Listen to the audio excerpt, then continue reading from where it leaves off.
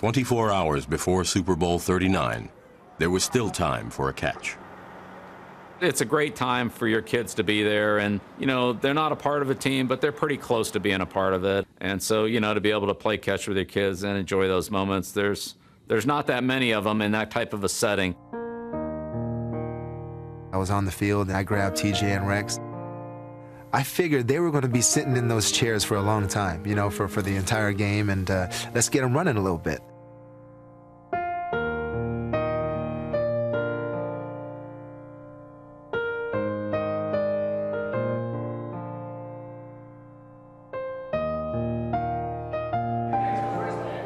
Once again, Bill Belichick's father, Steve, traveled with the team. How you doing? Hanging in there. I remember seeing him before pregame warm-ups, and he was sitting out there with the commissioner and other people on the sideline that he had come in contact or knew one way or another. I saw my first football game in 1924. That's a long time ago. It is. In all those years, it's doubtful he ever heard a pregame speech quite like the one his son gave before the Patriots played the Eagles. Let me just read you a little something here. I thought this was kind of interesting. First, I couldn't believe it, but it's actually true. Talking about the Philadelphia parade after the game. All right, it's 11 o'clock in case any of you want to attend that. It's going to go from Broad Street up to Washington Avenue, past City Hall, then down to Benjamin Franklin Parkway, and we'll end up at the Art Museum.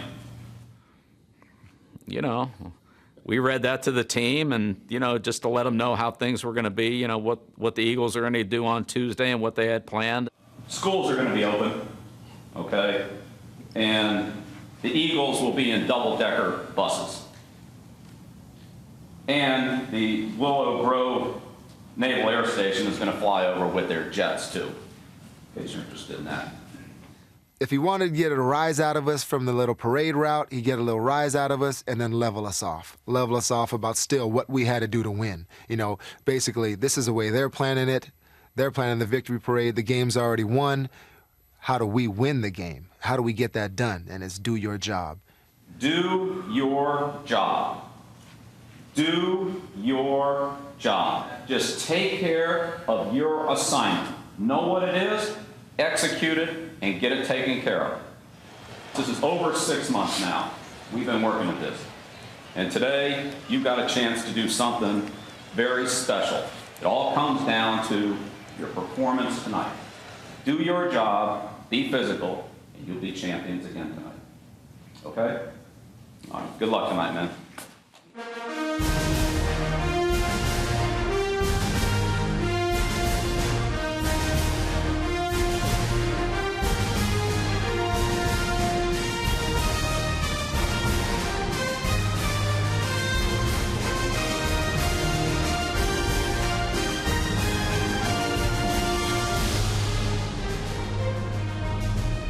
The Patriots took the field, ready to make history. Luckily, they didn't follow their head coach. Run across the field, and I get to the other side, and I'm thinking, you know, there's the Eagles team doctors and a couple security guys. And I'm thinking to myself, what are these guys doing on our bench? And I turn around and look, and of course, there we all are standing on the other side. I went to the wrong bench.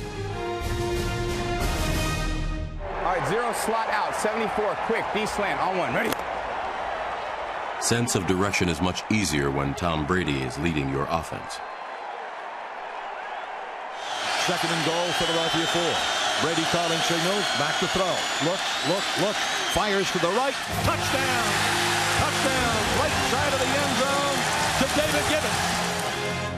The play was designed to go to Fourier. You know, we practiced it on Friday, and Fourier was going to come up and stop at the goal line and then kind of wheel and catch the ball in the back of the end zone for a touchdown, which is the way it worked out in practice. Well, on the play, Brady comes back and Fourier falls down.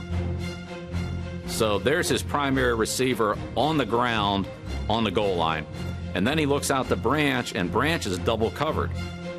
So Tom goes outside to Gibbons, who had kind of cleared out as an outlet receiver, and David made a nice catch there on the sideline for the touchdown. It was a great example of Brady keeping his eyes downfield and then making a nice throw.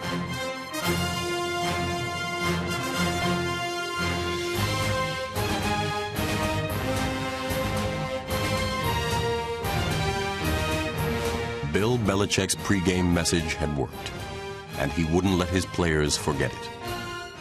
Let's spend a little more time focusing on our job and less time jawing and pushing them, okay? Just do our job and get on to the next play. Or in Troy Brown's case, many jobs and many plays. He lined up for 21 snaps on defense, caught 2 critical passes, and became the NFL's all-time leader in Super Bowl punt returns. Terrific punt. Chases Brown back to the 16-yard line near side. 40, 45, 50, 45 of Philadelphia, spinning all the way to the Eagles' 39.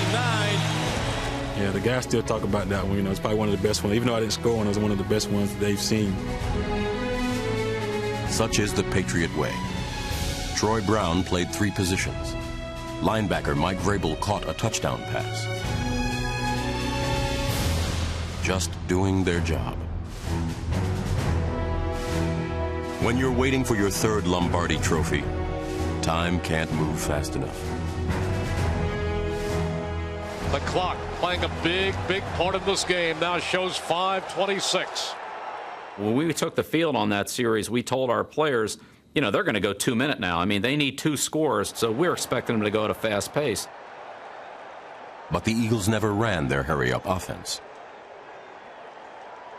Time's a-wasting. Under 4 minutes left. I think they're being a little too casual with the time and a little too cavalier. I remember on the sideline saying, we're ahead by 10 points, right?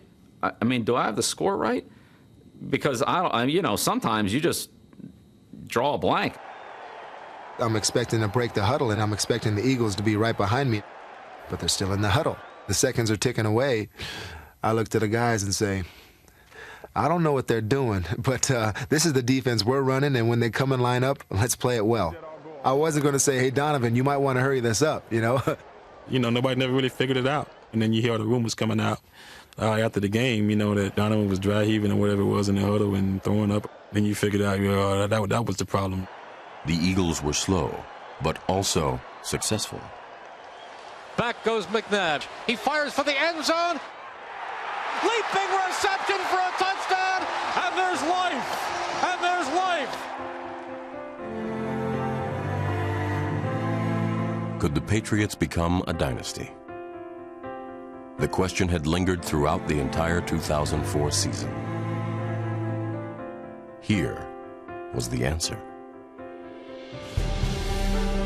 17 seconds away from back-to-back world championships for the Patriots.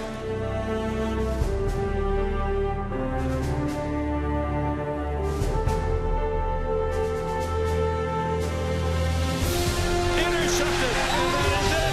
The Patriots are going to be Super Bowl champions again. It was a great moment to be able to just, you know, hug Charlie and Romeo there at the end. We kind of knew we'd never be together again, and what a great way to end it. Super Bowl 36 and Super Bowl 38 were last-second field goals. So I said, this time, I'm getting Bill. I'm going to get him.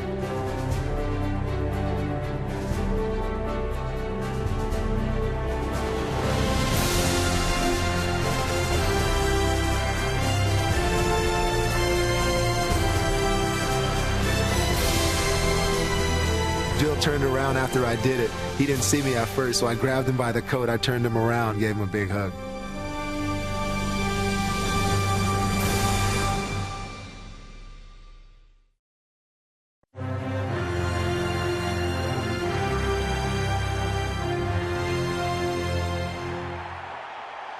The 2004 Patriots played for moments like these, celebrating 3 Super Bowl titles in 4 years.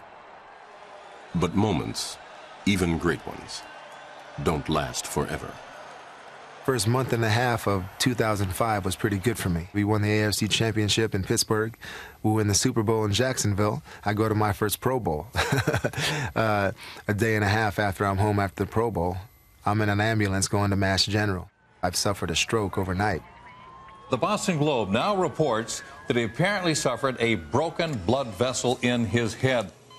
Teddy Bruschi is spending his second night here at Mass General, and hospital officials are hoping it's his last. He could be released as early as tomorrow, and that's good news for his legion of fans. How you feeling, Teddy? I think that taught me a lot about how it all can be taken away from you very quickly. All of us are faced with adversity in our lives. I mean, it comes in a lot of different forms. Look, on a personal note, I coached this game today with a heavy heart. My dad passed away last night, and so I'm going to have to attend to some things personally.